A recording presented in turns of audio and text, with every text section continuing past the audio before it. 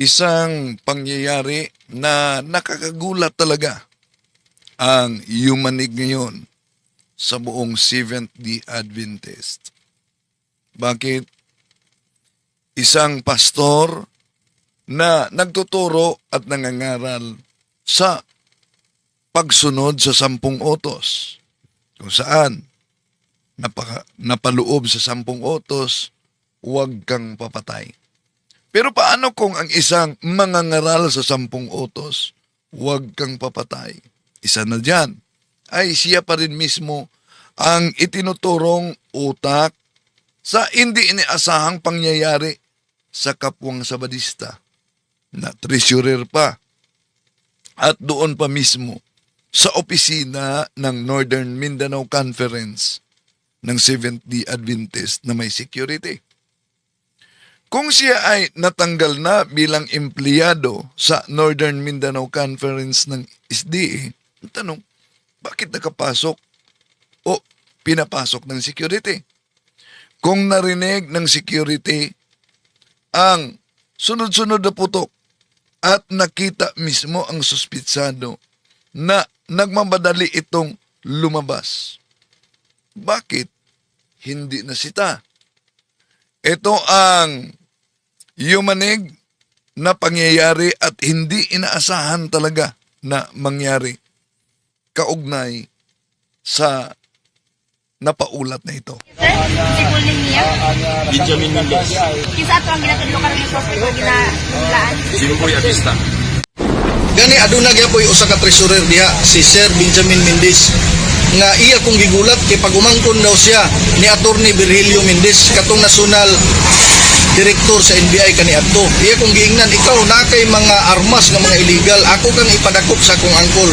Ug Yes, na CCTV, naapot tay mga witnesses nga nakakita gyud busa karon gihan ay na kay sa giniung ko na it's an interagency investigation. Kaya siya suspect kay nagsulod man siya sa guard house. Kita naman sa guard ni parking. Taw-taw di buto. Naayon mas kay nakapusin siya karong punta. Ito ang tatalakayin natin mga kapatid. Pero alam niyo ba, ano ang mas nakakagulat kaugnay dito? May mas nakakagulat pa. Bakit? Itong Seventh-day Adventist na defensor daw ng Seventh-day Adventist, para lang pagtakpan ang pangyayari ng kanyang pastor, na ito itinuturong utak, nag-comment siya. Ito comment niya, kadasig sa pagtuo pa ang dala niya. Okay ranang makapatay kaysa mang-rape nga mga pari, gaps, ulaw kayo. Anong ibig sabihin niya sa mga di makaunawa? Okay lang umano ang papatay kaysa manggahasa ng mga pari. Nakakahiya daw. Ito po talakay natin mga kapatid. Anong nangyari ngayon sa isang pastor na nagreklamo noon dahil hindi hinuhulugan daw ang kanyang PhilHealth at SS? Si Pastor Chosen Jen Abista na hindi naasahang humantong sa ganitong pangyayari. Sasamahan ninyo ko.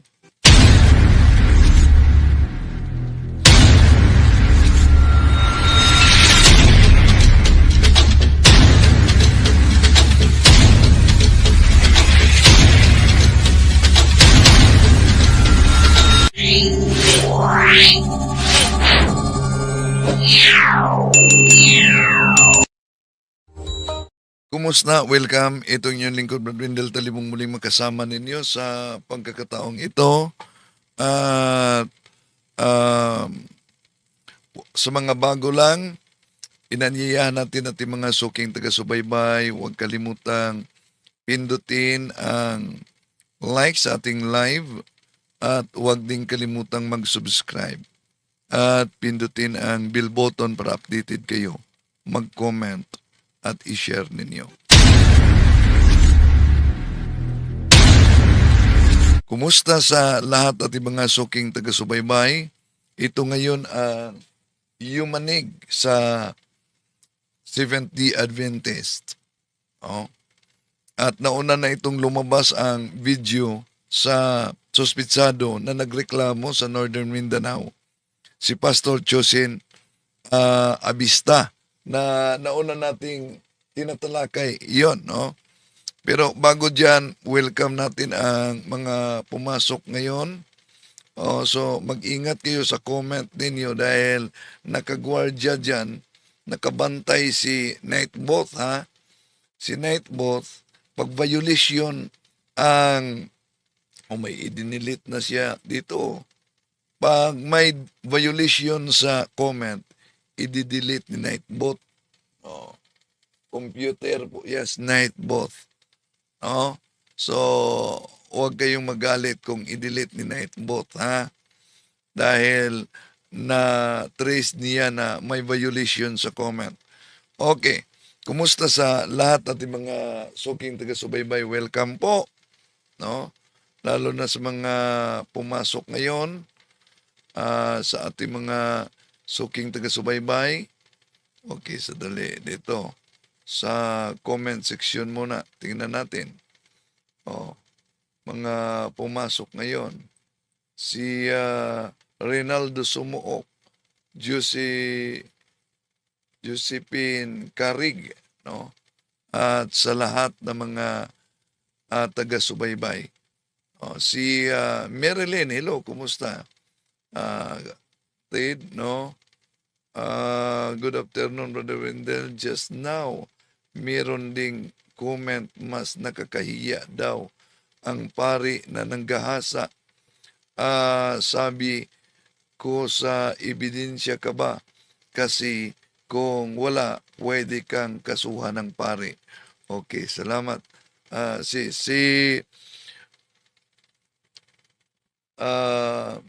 Juanito, ano to? Bais Jr. Si Mario Doris Baan. Si Alan Yo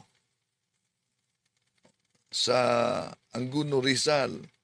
Rogelio Salvador, kumusta kayo? So may paparating na naman na bagyo, no?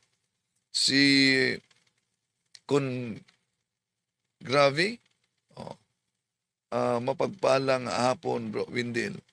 Okay, sa lahat ng mga sumusubaybay, anong masabi ninyo nitong nagkukomento na Seventh-day Adventist Defender, SDA, na sa layunin niyang pagtakpan itong kahihiyan na ginawa ng pastor na yumanig mismo sa buong Seventh-day Adventist.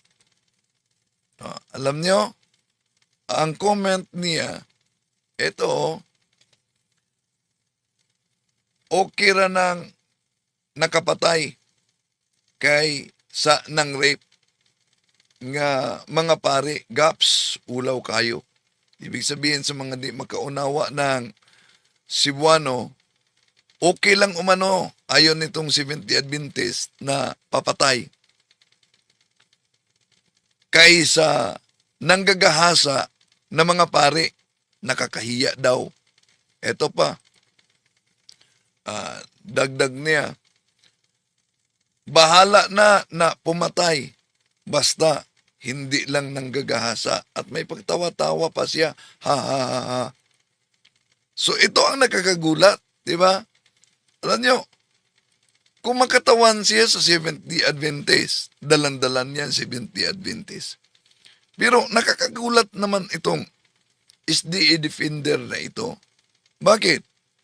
Para lang idipinsa ang karumal-dumal na ginawa ng kanyang pastor na itinuturong sa suspitsado. Sinang-ayunan na niya ang naturang krimen. Dahil mas mabuti daw umano ang kasalanan na kumitil ng buhay kaysa kasalanang nanggagahasa tulad sa ginawa ng pare. Napansin ba ninyo mga kapatid, itong SDA defender na ito? Ang pinagbabawal sa, isa sa mga pinagbabawal sa 10 utos, huwag kang pumatay. Diba? Oh. Pero, dahil involved ang pastor niya, sinang-ayunan niya na okay ra umano ang kasalanan sa naturang pastor nila na sangkot sa krimen na yumanig sa buong Seventh-day Adventist at gusto pa nitong ilihis. Ilihis ang nakakagulat na isyu sa kanyang chismis na ikumpara daw umano sa kasong rape ng pare na nakakahiya. Wala naman siyang binanggit kung sino yung pare na tinutukoy niyang ng rape. So, herse sa korte pa, chismis sa tabi-tabi lang. Ganito ba talaga ang SDE defender? Edipinsa ang kasalanan ng pastor at gustong pagtakpan ang naturang kasalanan at pagtakpan ito sa chismis sa pare na hindi naman ibinigay kung sino yung pare daw na nanggagahasa na nakakahiya. Well, ang pagkitil sa buhay, ang pagpatay, kahit na ang panggahasa, mga kapatid, bawang mabigat na kasalanan yan. Tama na yung pahayag niyang nakakahiya talaga ang pari na nanggahasa. Tama. Yung kasalanan na kung pari involved na nanggahasa, nakakahiya talaga. Ngunit hindi ba ninyo napansin? At hindi din niya napansin sa kanyang sarili na nag-comment na siya mismo ang napahiya at pinahiya pa niya ang Seventh-day Adventist, mga kapatid. Dahil ang iginiit nilang dapat sundin, hindi ka papatay, ay naging okay sa kanya kumpara sa rape. Mismo SDA pinahiya niya sa kanyang comment dahil nagdala sa SDA defender at sumasalamin sa siktang tatag ni Ellen Goldwhite. Pero balikan natin itong nakakagulat na pangyayari, no? Bago dyan, mga kapatid, na unang itinampok natin at tinatalakay, ano yon? Yung reklamo ng pastor. Si Pastor Chosin Jean Abista. Matapos yang tinuro na siya ang utak sa nangyaring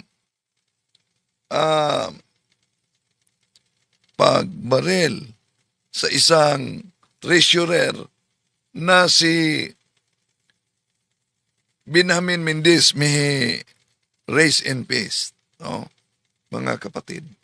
Nauna dyan, may matagal na siyang reklamo. At ayon din sa mga pastor, meron palang tinanggal pala umano ito dahil meron din silang reklamo. Pero ito ang bahagi sa nauna niyang reklamo. Cebuano ito, isasali natin. Mayong udto sir. Ako day si Pastor Chosin Jean Abista. Usa ko ka district pastor sa Oh. So, district pastor siya sa Seventh-day Adventist. Seventh-day Adventist Church, assigned sa Kawit, Uswagan District. Ang akong distrito, Oh, Kawit. Oh, sa Kawit. No? Diyan siya naka-assign. gikan sa Marawi, paig Oh, so, sakop niya ang Marawi sa Kauswagan, hanggang Kauswagan. Kawit din Kauswagan. Yon. Lanao del Norte. Aduna ko akong problema. Oh, so nagpa-interview siya at ilang buwan na ito ang itinuturong utak, no, sa nangyari kung saan ang biktima ay si Benjamin Mendez, ang treasurer na malapit na sana o sana mag-retire na sana ito. Pero dahil may tinatapos na report, kaya nagpatuloy. So ang di inaasahang pangyayari, mamaya, pakinggan muna natin itong pahayag sa suspitsadong si Pastor Chosin Abista. Kaysa akong pagpang-empleyo sa Seventh Day Adventist Church, O sa kanyang pagiging, sa mga di nakaunawa ng Cebuano, sa kanyang pagiging empleyado daw sa Seventh Day Adventist. Sa kanyang pagiging empleyado sa Seventh Day Adventist. Ano? especially sa North Central Mindanao Conference. Tumbok talaga niya yung North Central Mindanao Conference. Yung ko nila tagae o mga premium remittances. Yun. Matagal na itong umiikot sa social media ang interview na ito. At marami ding mga nag-comment kaugnay sa kanyang reklamo sa Northern Central Mindanao Conference ng Seventh Day Adventist. Sama sa SSS, PhilHealth o Pag-ibig. So yun. Di daw hinuhulugan yon. So walang sagot dito kung ano, pero mamaya may pastor na nagsabi na tinanggal umano ito. Kami nga mga pastor sa Seventh Day Adventist Church, puros may mga profesional. Among gieskwilahan kini og 4 ka tuig sa colleges sa Seventh Day Adventist Church. Unya kung imong tanawon ang among mga trabaho, Sila na mga pastor, para lang sa di makaunawa ng Cebuano, ha, sila daw na mga pastor, mga kapatid, mga professional sila. And then, pinag-aralan nila ito ng 4 na taon. mostly perting lisuda. Ma-assign pa Ang kanilang mga trabaho daw, napakahirap. kami sa delikado nga mga lugar. Na-assign pa sila sa napakapiligrong lugar. Pero ang ako lang ikasakitan, kay ako silang hangyo nga ilang ihatag sa ako ang akong mga remittances. Para sa kanya, sa mga di makaunawa ng Cebuano, ang mas masakit daw umano, yung di ibinigay sa kanya yung mga remittances. Sa SSS PhilHealth Pag-ibig kay SSS, Pag-ibig, PhilHealth. bakong mga disgrasya mi unsa may makuha sa among pamilya. Dahil kung madisgrasya sila, ano daw umano ang makuha sa kanilang pamilya. Igo ra ko nila gipasaligan nga ilang ihatag ang akong mga remittances pero bisag karon Pinaasa daw umano siya na ibigay yung mga remittances. Pero hanggang ngayon, nung nagpa-interview siya, na-trouble pag-ayo ako una kay katulo na kahigayon akong silang ipatawag sa duli. Mura ramang ko nila gihimo way buot nga tao. Actually, ang Seventh Day Adventist Church dili pinatawag na umano niya sa duli. Okay, tuloy natin. mo'y akong ireklamo gyud kung dili ang So sabi niya, hindi talaga ang Seventh Day Adventist ang inireklamo niya. buhatan sa North Central Mindanao Conference. Yon ang opisina mismo ng North Central Mindanao. O sa Southwestern Philippine Union Conference. At sa Southwestern, dalawa pala ito na conferences. Nga ginumalahan ni Pastor Jerry Patalinghog. Usa ni siya ka pastor nga mimando sa mga nagdumala sa North Central Mindanao Conference aron dili matagaan og insakto nga hustisya ang among pagpangimpeyo. Open tayo kung meron man na mga taga-conference na binanggit niya na magpaliwanag kaugnay dito. Gani ang among presidente nga nilaban sa kuha si Pastor Cristito Bacalaris, iya kong gilabanan pag-ayo sa libor without due process ilang gi-impeach ingon ani sila ka mga So, Pastor Bacalares, iba ito, kaano-ano kaya ito ni isang Pastor Bacalares? Kapatid ba kaya ito? Oh, so tinanggal daw umano na sumusuporta sa kanya sa libor. itawag na ko gamhanan nga mga tao. Gani aduna Mga makapangyarihang mga tao, tinanggal umano. ko'y usa ka treasurer diha si Sir Benjamin Oh, ito. Ito ang biktima kahapon.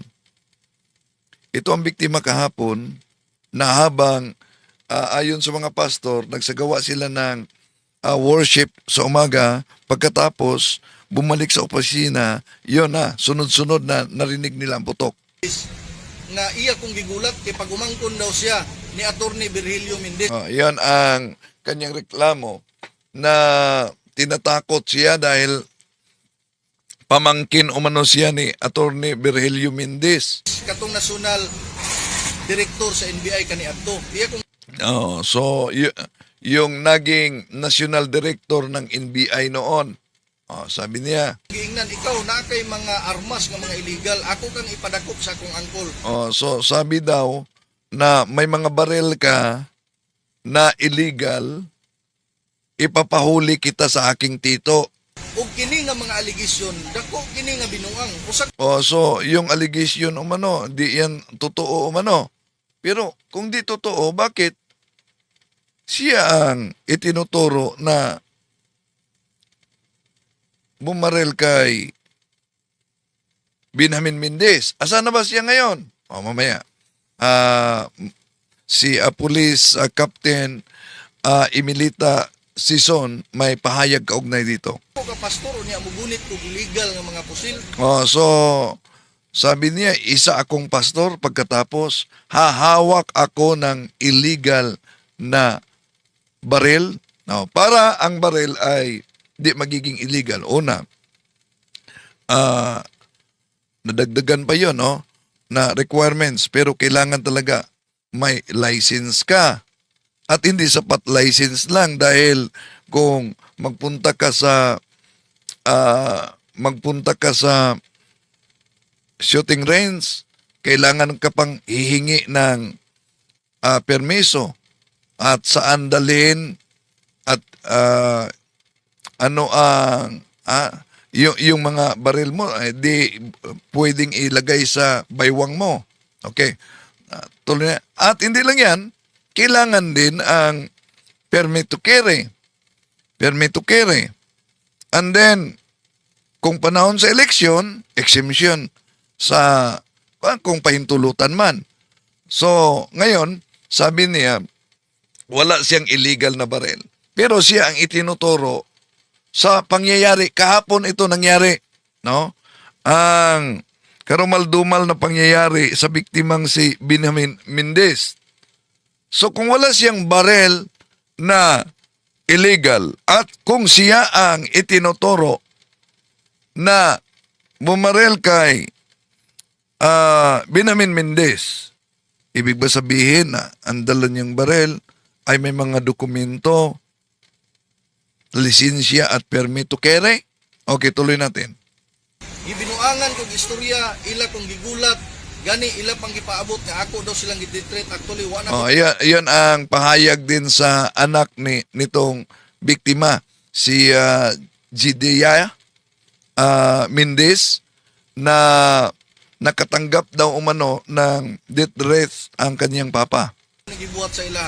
Nasuko sila pag-ayo sa ako kay kaning ilang gibuhat dugay na nga illegal sa gobyerno. Wala Oh, iyon. Galit na galit daw umano yung tinutukoy niya ang conferences ng SDA dahil matagal na umano ito na ginawa nila na illegal. So, ibig ba sabihin, hindi lang siya ang naka-experience na yung mga benepisyo sa PhilHealth, SSS, pag-ibig ay hindi ibinigay. Tuloy natin. paghatag sa SSS, PhilHealth ug pag-ibig. Dili ko magingon ani kung wala ko na argabyado. Mudagan ko sa among simbahan pero nakita na ko nga ila kong gibinuangan. Sa mga tao nga gibinuangan ani nga simbahan, ako kamong hangyoon. Oh, so, ang tinutukoy niya, ang Seventh Day Adventist, no? Seventh Day Adventist mismo tinutukoy niya. Okay. May pakiusap siya. nga ireklamo ang inyong mga reklamo. Kaya ako dili ko usa ka mini nga pastor, tinuod ko nga pastor si Hindi daw umano siya bulaang pastor. Tunay siyang pastor Adventist Church. sa Seventh Day Adventist. Pila lang kong gibinuangan. Wala nila gihatag ang akong mga benepisyo. Di lang binigay daw umano ang mga benepisyo para sa kanya. Imba ko mga disgrasya mi kay mga professional mi gitagaan. Kung ano ang mangyari nila, mga professional umano sila. Gani nila among gwardiya og SSS Pilit Pag-ibig. So bakit yung gwardiya binigyan ng SSS at Pag-ibig, PhilHealth, pero sila pastor, ireklamo niya to, hindi binigyan. Ang among janitor sa North Central Mindanao Conference ilang gitagaan. Janitor nga, binigyan daw, pero bakit pastor hindi? Unya ako Pero totoo kaya na nang nagpahayag siya dito, tinanggal na dahil may napaulat na anomalya daw? usa ka professional nga district pastor sa Seventh Day Adventist Church, wala nila tagai, sakit kay sa kong kabubuton. So, yun. Napakasakit daw umano na siya na isang professional na pastor sa Northern Central Mindanao ay hindi binigyan ng naturang mga benepisyo. Inaot nga inyo kung matabangan sa akong problema kay dako ini nga binuhat. So nagpa-interview na talaga siya dito. No, nagpa-interview siya na nagmasakali na matulungan siya sa naturang problema. Pero mga ilang buwan na ito nakalipas, mga kapatid. Ngunit hindi inasahan talaga na hahantong sa kahapong pangyayari. Okay, tuloy natin. Sa Seventh Day Adventist Church nga ilang gibuhat kanako ngayong hapon. Okay. Pila na katuig niya, pastor? Sa iyang church. Tulo na ko katuig ma'am o 5 3 taon na daw umano siya sa pagiging pastor ka bulan sa at 5 buwan. akong pagpangimpliyo. Wala gi ko tagai. Naaga ni sila ipahim. At hindi talaga binigyan ng naturang mga benepisyo. Totoo kaya ito na ang security guard, ang tagalinis, binigyan, pero bakit daw umano silang pastor, siya na pastor, hindi binigyan? Sa kuha nga ila kung gipawali dito sa Iligan City, unya ang ilang instruction sa amua muhatag mig allowance every day. Ang mga tao among ipaapil sa seminar unya kung ganahan sila sa SDA Church, pwede silang magpabautismo, pero ila kung ipasanginlan nga ako daw ipamalit nga mga tao. Pero Ganon sila para maka-convert, no? May allowance, mangaral, at ang mga tao na makagusto sa Seventh Day Adventist ay bibinyagan. Pero inaakusahan daw umano siya na binibili niya ang mga tao. wala ko nabuhata kay di man ko makabautismo. Di man ako nagbautismo. Ila kong ibot-buhatan, nagdaot ang akong pagkatao. Ano bang nangyari sa Seventh Day Adventist na siniraan daw ang kanyang pagkatao? Siniraan ang kanyang pagkatao sa mga kapwa pastor ng Seventh Day Adventist. Una karon hangyo gyud ko nga tabangan ko sa media kay Yun, nakiusap siya na matulungan siya sa media. grabe ang ilang pagbinuang sa akong pagkatao. Sa imong tanaw, pastor, dili lang ikaw ang reklamo ani. Dili lang ako. Dagan pa ba sa imong tanaw? Dagan ba ng panidan? So kung hindi lang siya ang nagreklamo, dapat kinuha din niya yung kasama niyang pastor para sumusuporta na marami sila o ilan sila na hindi nakatanggap ng benepisyo habang nangingempleo sa Northern Central Mindanao Conference ng SDA. Mas mabuti, inimbita niya yung mga kasama niyang pastors na may reklamo din tulad sa kanya para mas mabigat pa. Imo nga inana susama lang yapon sa imo wala Daghan tagay. ang akong mga kauban sa trabaho, wala na lang na sila gamulo kay sige ra mi lag-ingnon nga misyonary kunuhay. So may mga kasama siya sa trabaho, hindi na lang umano nagreklamo dahil palagi umanong sinasabi, mga misyonaryo kayo. Misyonary kunuhay. May ko sila magpakita nga mutabang sa mga pobre panahon. So dito sa kaniyang interview, sinabi niya na ang tinutukoy niya ang mga pastor din na kasama niya na kasalukuyang nasa conferences na binanggit niya, no? Okay, tuloy natin. Na magaling daw umanong tutulong sa mga taong mahihirap, sa mga kalabidad. Pero sa lalo na sa kalamidad. ilang mga empleyado, grabe kadako ang binuang nga ilang gibuhat sa ilang mga empleyado. Ang Oh, so yun reklamo niya, pero iba daw sa mga empleyado na. North Central Mindanao Conference. So, sa may move ni mo karon doon na kay pag file og kaso batok sa Mao gini ako ang na desisyonan nga mo pasaka na lang yung kog sumbong ining nagdumala sa Southwestern Oh, so nagsampa talaga siya ng kaso sa Libor. Philippine Union Conference ka Pastor Jerry pamunag patalinghog apel sa nagdumala sa North Central Mindanao Conference kay kining mga tawhana grabe gyud ang ilang binuang sa kuha. Ila pa kong ginagulat nga NBI kuno ang ilang pamilya, especially sa treasurer sa North Central Mindanao Conference, Benjamin Mendez. Oh, yan. Ang treasurer. Yung treasurer, yun ang biktima kahapon. O, at siya ang itinuturong utak. Kung gigulat nga NBI kuno ang iyahang angkol, Sir Attorney Virilio Mendez.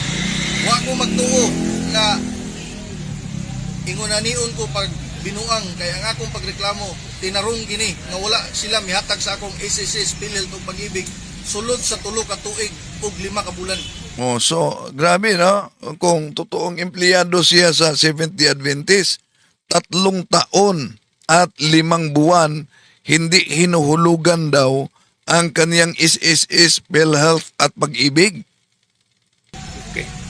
Panawagan lang pastor sa kinatibukang member sa maong Akong panawagan sa tanang membro sa Seventh Day Adventist Church. Maayo ang atong reliyon apan ang nagdumala niini labi na gyud sa Southwestern Philippine Union Conference, North Central Mindanao Conference. Dakong binuang gani kining mga tawhana aduna sila gitawag og committee, executive committee ug kining nga mga committee nagkaplano nga impeach ang presidente Basto Cristito Bacalares ug ila kining nahimo ang hinungdan milaban sa kuha nga tagaan kog insakto nga benepisyo ilang gi-impeach ingon Oh, so, tinanggal ang presidente, si Bacalares, dahil sumusuporta sa kanya na mabigyan siya ng benepisyo. Oh, yan. Okay. Kasamang pastor na interview pagkatapos sa karumaldumal na pangyayari. Sir, sikul niya. Benjamin Mendez, Kinsa ato ang ginatudlo karon sa hospital ginalaan. Jimboy Abista. Muli, Suspect kaya siya suspect kay. Nagsulod man siya sa guard house. Oh, so, siya umano, yung si Josin Abista ang suspitsado na dahil pumasok talaga umano sa guardhouse Kita naman sa guard ni parking. at nagparking. Hindi sa guardhouse, siguro, no? Sa loob mismo. Oh, nakapasok siya Tao dilibuto. at nakaparada, and then pumutok Dali-dali na gawas siya man. at dali-dali siyang lumabas. Pero may security sila. Nang pumutok, anong ginawa ng security? Nang dali-dali siyang lumabas, ba't di sinita ng security? Okay, tuloy natin. Ya, pani siya kanan dugan na siya kuan kay may mga anomalya siya ba niya. So, sabi nito, meron siyang mga anomalya. Oh, meron daw mga anomalya. Process na siya sa termination. I don't know, auto man daw liko ka kuno murag Nissan ana or Pastor gyapon to suspect sir. Pastor. suspect o dala na gid mo tinuod na gina. Kay siya man nakita sa guard, kay siya man Oh, so siya ang nakita sa guard. Oh. Pero meron daw manong CCTV. Oh. So magamit 'yun na ebidensya. Yung sa guard magiging circumstantial lang dahil kita ba ng guard na siya talaga ang bumunot at bumarel o narinig niyang putok, dali-daling umalis. So, ba't di sinita nung dali-daling umalis. Kung narinig ng guard ang sunod-sunod na putok, anong ginawa ng guard nila? Actually, worker na siya din sa una. Dili na siya. So, worker siya noon sa Northern Central Mindanao Conference. Boarding niya, pastor, pero nag-work, pero yun ay mga anomalya. Munang At meron dong anomalya. Kung merong anomalya, so kinasuhan ba nila batay sa naturang anomalya? O tinanggal ba nila? Tinanggal ba nila sa pagkapastor? Ano nangyari? But kung di siya tinanggal pagkapastor, ba't palagi siyang nagreklamo kaugnay sa mga benepisyo na 3 taon mahigit hindi hinahulugan yung PhilHealth, Pag-ibig at SSS? kuha na siya, sanksyon, disiplina, So may sanksyon daw umano at may disiplina na ginawa. going on the process for termination. Yeah. On the process for termination. So kung on the process for termination, ito ba ang dahilan kung bakit 3 taon na mahigit na wala ng benepisyo? Tuloy natin. Pastor, pero pastor yapon siya sa church. Pastor siya, pero pa na siya na-ordain. Pastor siya pero hindi pa na-ordain. Hindi pa siya pastor. Kung nagiging pastor siya pero hindi na-ordain, paano, kung sa Katoliko, paano magiging pare pero hindi na-ordain? Di, evangelist siya. But sinabing district pastor siya at naka-assign siya sa Kawit, pati na ang area kasapit niya sa Marawi. Tuloy natin. Kaya na ilang bangin, sir? Duga-duga na, mga 2 years ago. 2 years ago. So 2 taon na daw umano ang away nila. Itong tinutukoy na biktima si Benjamin Mendez. Ang mga unsa ni nga posible nga mga anomalya sir, mga corruption ba ni? Yeah, gamit sa kwarta ba? So tinanong siya anong uri na anomalya na involved itong si Josin Abista. Sabi niya ginamit ang pira daw. Dili mao ang paggamit sa kwarta ba? Hindi karapat dapat ang paggamit sa pera.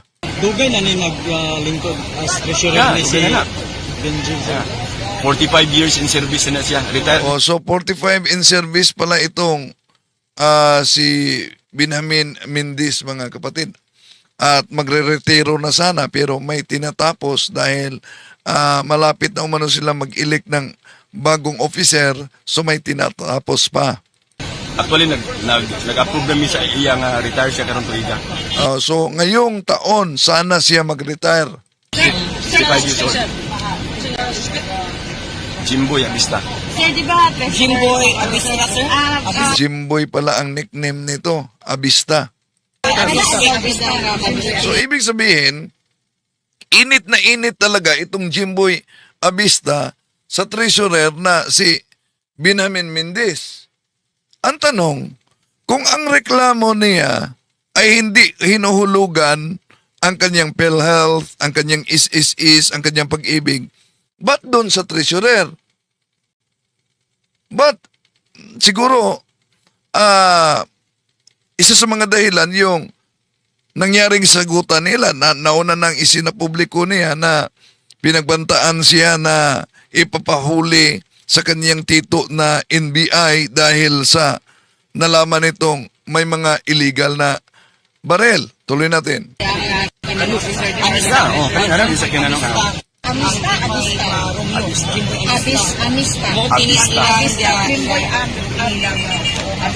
Ano ba ni? Benjamin Mendez. Sir, isa may Kahapon ito na pangyayari, mga kapatid. sa wala na siya trabaho. Wala na siya. So dugay na siya, wala din na sir na worker sir.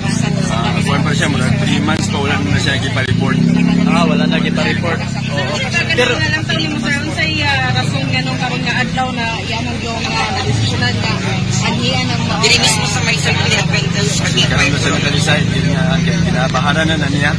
Kinabahanan na niya actually ang kali sila mga administrator diri nga bago nga ansa manabla siya.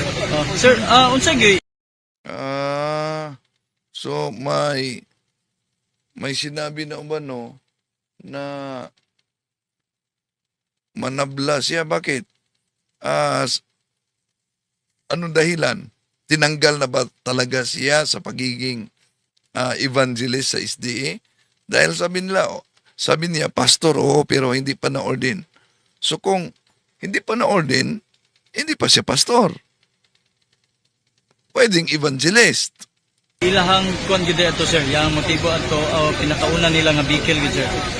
Discovery na siya nga naagahan kayo mga unliquidated nga mga accounts ba. So na-discover daw umano na daming mga accounts na illegal. Siya mo'y naglingkod as treasurer po sa una sir. Dili na.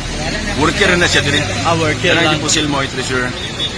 Worker siya pero may anomalya daw. So ito ang pahayag ng security. Sa opisina rin, sa opisina. Wala. Doon na kamay karpikan kasi yung kabot. Wala din siya makasulod sa opisina dito. Wala siya makasulod. Wala na palang puto-puto na siya. Ay, nalamin pa siya ba? Okay. Sir, wala na niya na-check ang suspect, sir, nga naday dala armas, sir? O, diretso na siya sulod diri, So kung na-terminate na siya sa naturang issue, sa naturang office, but pinahintulutang makapasok. Pwede may sir. Paglumag persen, no?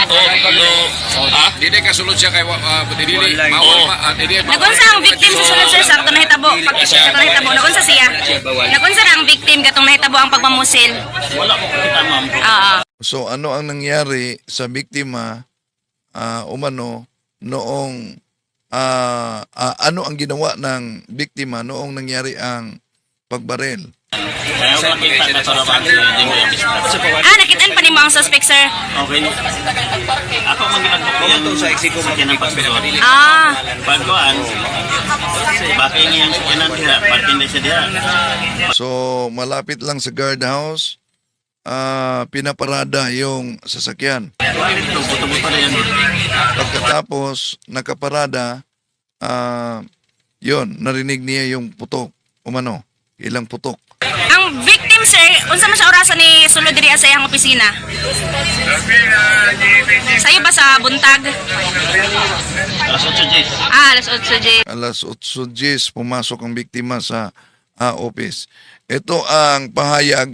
Ang suspitsado na pastor ng SDA ay sumuko na. Ito ang pahayag ni Police Captain Emilita Sison, ang spokesperson ng PNP Cagayan. Para Press conference ito. maka-judge o pangutana ka, one round lang ang question. If ever na tayo, next round, balik na po tayo nga na. So, okay na ta? Maayong hapon sa tanan, natakaroon para sa usa ka press briefing ang atong ipahigayon na kini align kini sa atong shooting incident nga nahitabo kaganihang buntag tandi ang atong interagency coordination especially sa pagsulbad sa mga krimen og ang atong suspetsado ana sa naggiagi man gid natong process mo tong nakita gid ninyo kaganihan nga nato sa DG office niagi kita sa legal process tungod kay dili nato pwede i-break ang chain kay since dito siya ni surrender importante kayong moagi kita sa kustudiya. So sumuko na ang suspitsado sa PNP. pero sa ibang office ng PNP. Mga proper nga kustudiya. So dito since joint investigation ang gikandak ani ini nga shooting incident, so giagi og booking process, o giagi og sakto nga documentation, o agi na pud siya og medical, and then gi-turn over ni sa kustudiya ni Coco. Sila na siya karon ba? Sa pagkakaroon, receive na siya ni Coco. Naala siya sa Maharlika Detention Cell under sa City So nasa Maharlika Detention Cell ang naturang pastor. Mobile Force Company.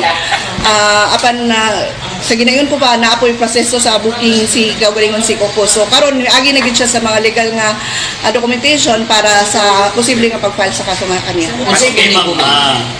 Unsay motibo sa iyang pagpatay? As per information niya sa atong investigators. Yes, actually personal po natong nahinabi ang atong suspisado og nahisgutan gid niya nga taud-taud na kini nga panagmangkil. So na personal na nakausap pala umano ni Police Captain Emilita Sinson ang suspitsado at binanggit nito na matagal na ito na gusot nila. Internal sa ilang within sa ilang church, Sa within loob ng kanilang simbahan. sa ilang simbahan nga kapunungan, naagid sila personal nga panagbangkil taud-taud panagbingkil na taud-taud na Matagal na umano ito nagusot. nagsugad atong January. Mao kani ang murag nakapainit sa ilang diskusyon kay nilahos man sa ilang diskusyon kaganihang buntag nga murag lawom ang hinungdan nga ilang ikahisgutan mao tong na-resolve siya into unta confrontation lang apan tungod So ayon pa sa kay Police Captain Emilita Sinson na makipag-usap sana umano. Pero kung makipag-usap, ba't may dala siyang barel? Pero uminit. Uminit daw. Kaya yun ang resulta. lagi kay naanasad sa iyang hunahuna nga nakadawat na pud siya o para niya saya base sa iyang statement nga gipahibaw nato nga napud siya murag mga bahod mutong naka-decision siya nga nagdalagin siya og armas sa So meron daw threat din sa buhay niya kaya nagdala siya ng barel. apan ani-resolve gid kini sa nag-iningon gid siya nga nawala na siya sa iyang So ngayon, 'di ba sabi niya professional pastor siya ngayon na napatay niya yung kasama niyang SDA o anong oring professional na yan? Professional kayo na lang.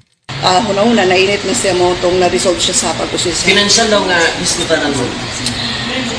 Kana mo'y dili pud ko makadisclose kay nahisgutan nga na ay it's not financial apan na ay mga internal gid kanila nga daghan nga ni-involve naaman sila giagian nga legal process nga gi-undergone karon within the Department of Labor ug kana ila pud na katungod naama po'y kaugalingon nga spokesperson siguro ang ilang organisasyon So umabot na sa kaso talaga, lalo na sa Department of Labor. makadisclose po apan base sa suspitsado naagid sila internal o kaning ilang kaso nga gipahigayon naa sa under sa labor mao kini dako kaayo pod nga murag nakatulod gyud nga kanunay ang ilang panagbingkil tungod niini. Ayan.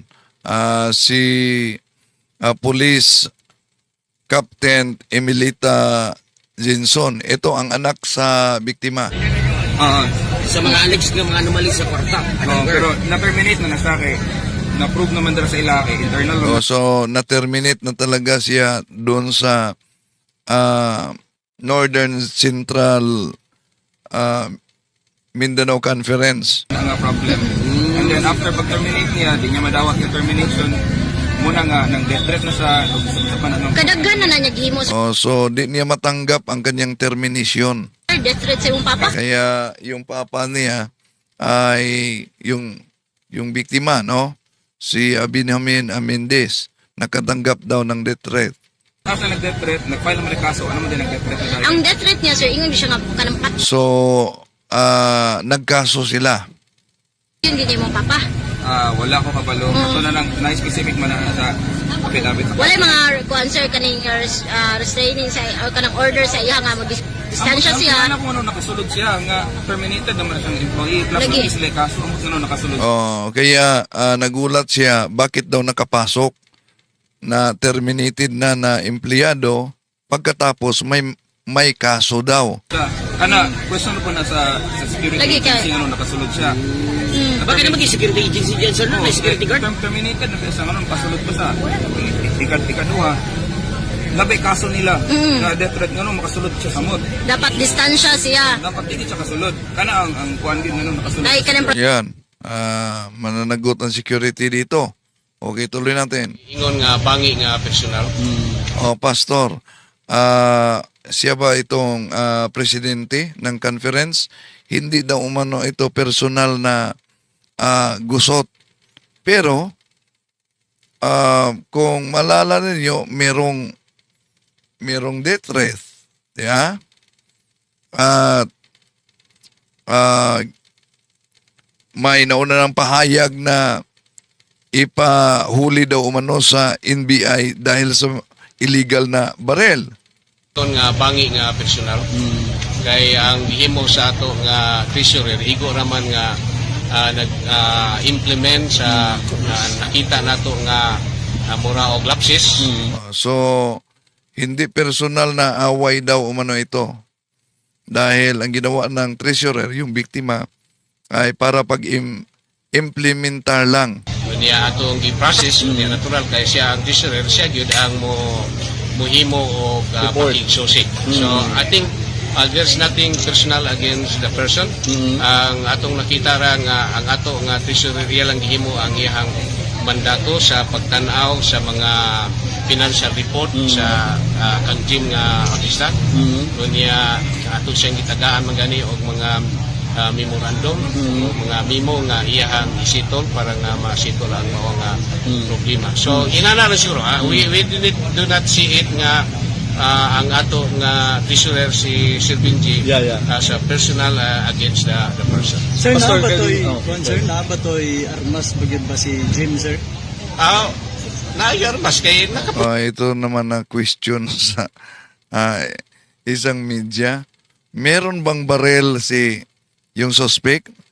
Sagot din nitong pastor, meron dahil nabaril niya. sigod siya karong buntan. Pero ngayong umaga. Kasayuran mo sa pagbutot niya, Pastor? Wala mi detail pero naala mi madunggan nga doon na siya kunoy armas. Pero wala man gud namo pod nga di man ta magkusisa sa mga tao.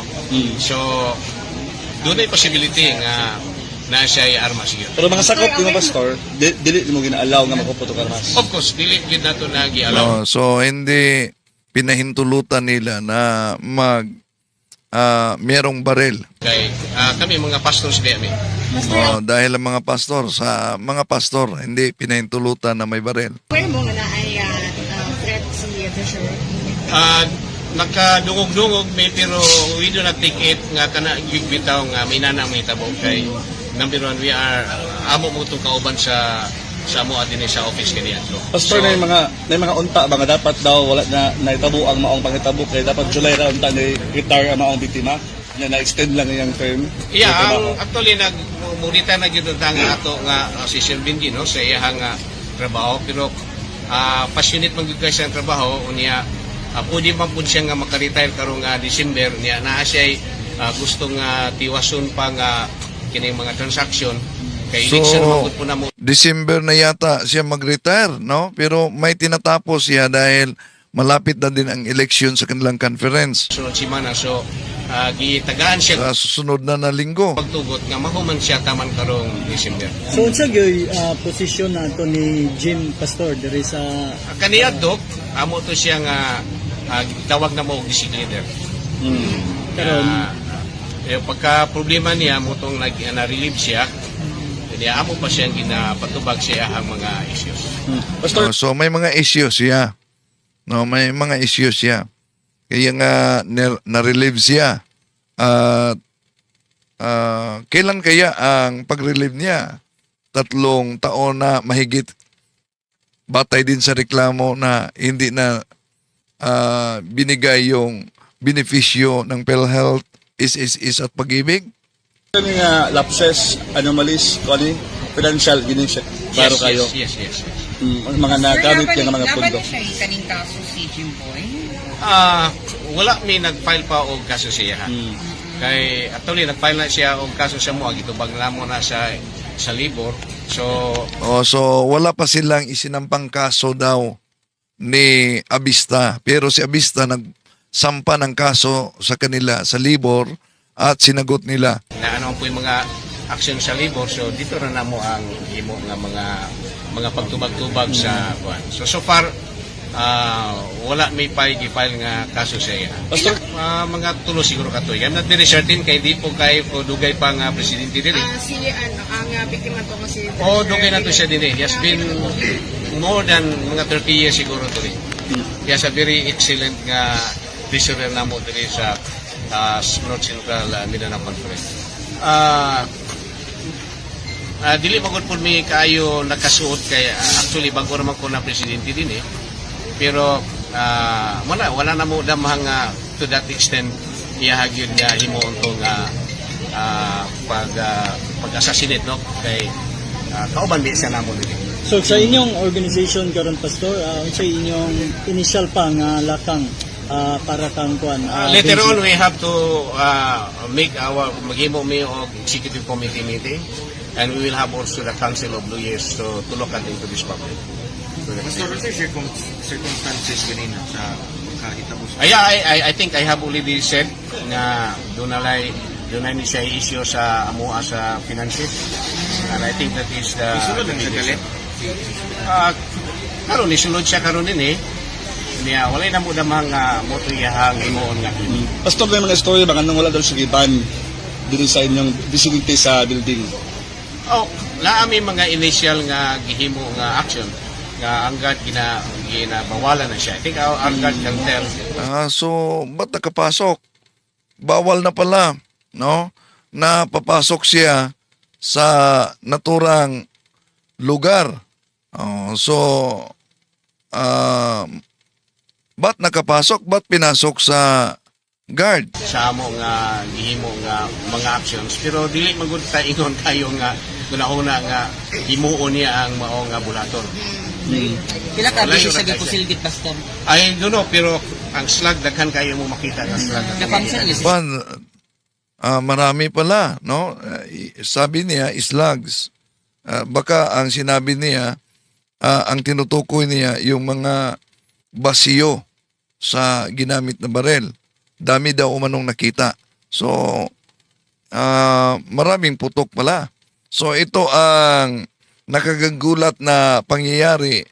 Nauna nang itinampok natin ang reklamo ni Pastor Chosin Abista, pero dito natin nalaman na yes, tinatawag siyang pastor pero di pa umano na ordain. So di pa siya pastor. Evangelist lang siya. Pero batay sa mga reklamo niya, ngayon lang din natin na rinig galing sa presidente mismo ng conference na tinanggal siya dahil sa anomalya. So, panalangin natin ang pumanaw na si Benjamin Mendez at ang mga biktima din sa Bagyong Tino, mga kapatid. Ingat-ingat kayo, may parating na bagyo. Maraming salamat. Hanggang sa muli. I